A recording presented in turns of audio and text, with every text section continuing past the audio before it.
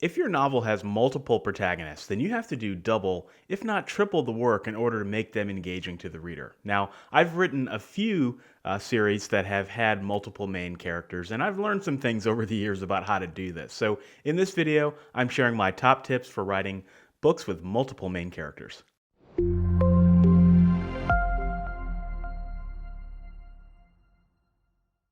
What's up, guys? Michael around with Author Level Up, helping you write world-class stories better and faster. And I create these videos because I believe that each of you has an inner Stephen King, and you just need help unlocking it. So if you're new here, consider subscribing and click that little bell, ding, ding, ding, to get notifications every single time that I have a new writing video. And this video is part of my How to Write Engaging Main Character series, where I delve into every aspect of creating characters that your readers will love and characters that will be unforgettable. And in this video, we're talking about writing multiple main characters, which for some of you is unavoidable, right? And when I say multiple main characters, I'm talking about a story that revolves equally around two or more characters, where those two characters or three characters or four characters are equally essential to the plot. So let's talk about fundamentals here for a moment. When you're doing this, the number one goal that you should always be asking and always be focusing on, your North Star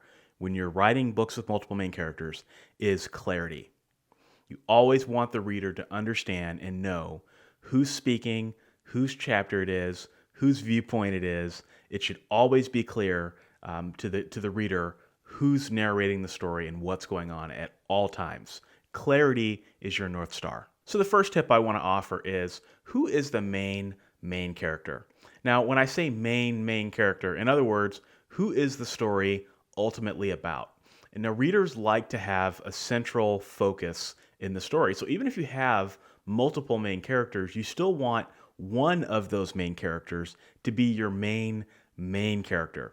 Now, I learned this the hard way when I wrote my space opera series, Galaxy Mavericks, and I did a lot of great things about that series, and there's a lot of things I like about it. I mean, it's a cast of average people who are thrown into an extraordinary situation, and they have to come together and fight the big bad to save the universe. And each of the first 7 books is about one of those different characters, and it's told through the perspective of that character, and then they come together in the end to fight the big bad.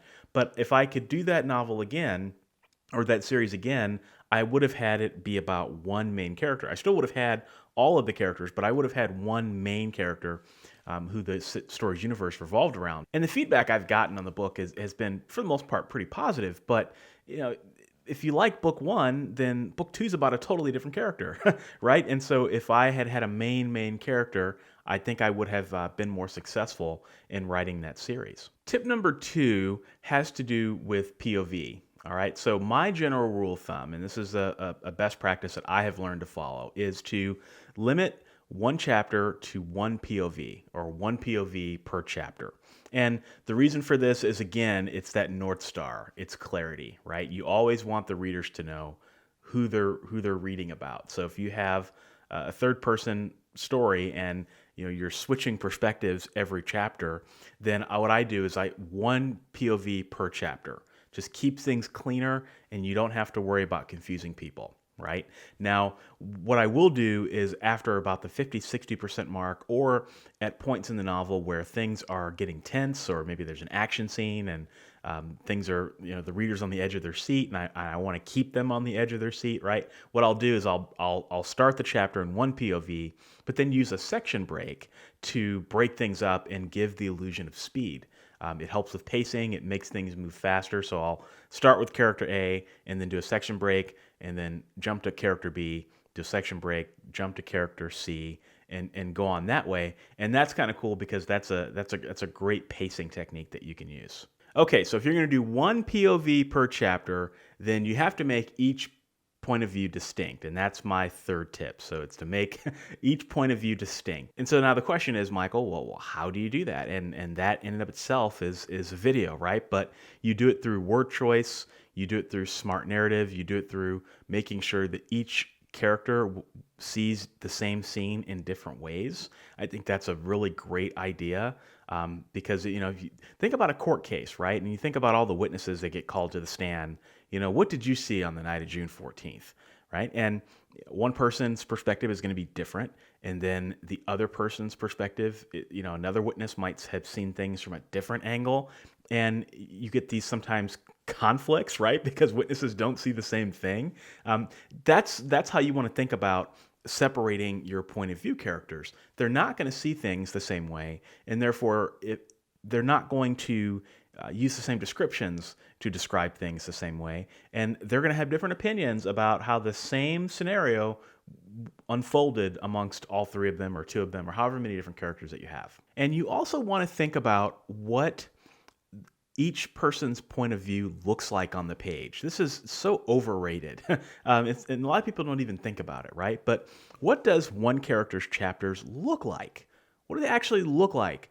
What do they look like? What do the paragraphs look like? What do the sentences look like? And once you figure that out, then you want to do that every single time because it creates that pattern of familiarity and it helps to make the character distinct. Let me illustrate this entire tip with an example. Let's say that J.K. Rowling has decided to rewrite the entire Harry Potter series, and she decides to hire you to write it. And here's the kicker. She wants to rewrite that entire series in the first person. And Ron, Harry, and Hermione are going to share equal screen time. How would you do it? All right, so it goes without saying that Harry is the main character, right? I mean, you're going to have chapters with Ron and Hermione, but Harry is going to be that central character. He's ultimately who the story is about. And, I would make Harry super relatable, right? I mean, he's going to be viewing everything that happens to him with a sense of wonder. And the great thing about Harry is that Harry has a lot of opinions. Harry has a hero complex, and Harry has opinions about how things should be done, but he's not always right, right? And that's how he becomes wiser throughout the series. And so I would try to convey that in his narrative in the first person.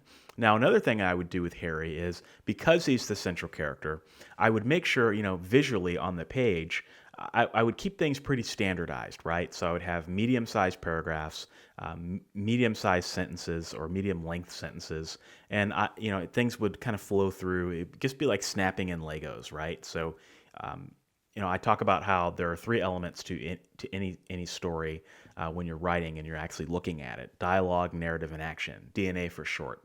And Harry's chapters would be, run-of-the-mill, standard chapters, standard length, and you would be very familiar with that. Now, Ron, on the other hand, would be different. Ron's tone would be quintessentially British, right? He'd be super sarcastic. Ron is incredibly smart, but he is also incredibly lazy. And so I would try to convey that somehow. Another important element with Ron is his family, right? And so I would have him talk about his family a lot in the narrative. Almost to the point where it's too much, so that when the family did come onto the screen, it kind of felt like you knew him, right? I mean, I personally loved Ron's family in the series, and I thought that they were a great touch, and they really showed you who he was, right? And that's an important element of Ron that I would convey. And in terms of sensory details, I don't think that Ron would be that observant when it comes to his environment or being able to describe certain things. So I wouldn't make his descriptions fairly elaborate compared to Harry, who I think would be a little bit more observant in these things.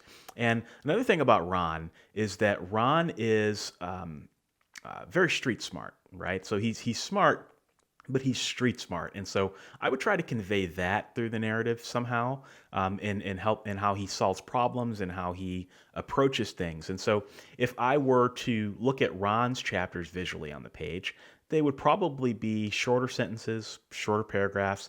He may not take as much time to explain himself or to explain his opinions, but through his tone and his sarcasm, and his way of seeing the world and his family experiences, you would feel right at home in his chapters. And then we have Hermione, right, who is arguably the smartest character in the entire series. She's a brainiac, but she's also, a little serious and uptight. And so with her chapters, she would be more serious. She would be more methodical.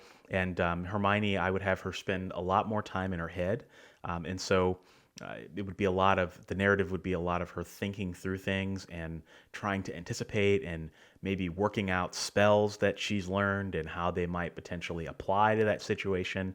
Just textbook brainiac stuff. And I would do whatever I could at any time to show the amazing workings of her mind and how she thinks. Now, visually on the page, her chapters are going to look drastically different than Harry's or Ron's because of the interior dialogue that she's sometimes going to have.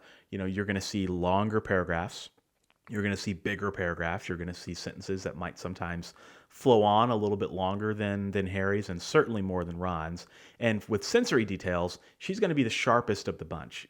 She would see things that Harry and Ron just simply wouldn't see, and she would make connections between things that Harry and Ron would not see because that is Hermione's strength. So to bring this all together, when you're reading a Harry chapter, you would know that it's a Harry chapter. When you were reading a Ron chapter, you would know that it's a Ron chapter. When you're reading a Hermione chapter, you would know that it's a Hermione chapter, primarily just by looking at how the text is, but also because of the emotional impact and the emotional structure of how each character's chapters are laid out. That's how I would do it. How would you do it? That's my question of the week. Now remember, clarity is your goal. So anything you can do to make it clear to the reader whose perspective they're in at any time, that is the important part, right? I can't state that enough.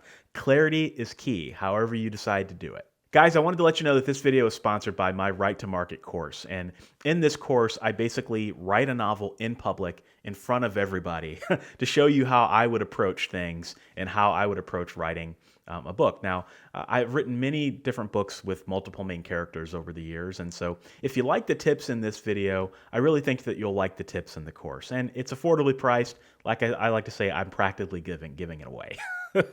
So if this is your first time watching, don't forget to subscribe, and I'll talk to you in the next video.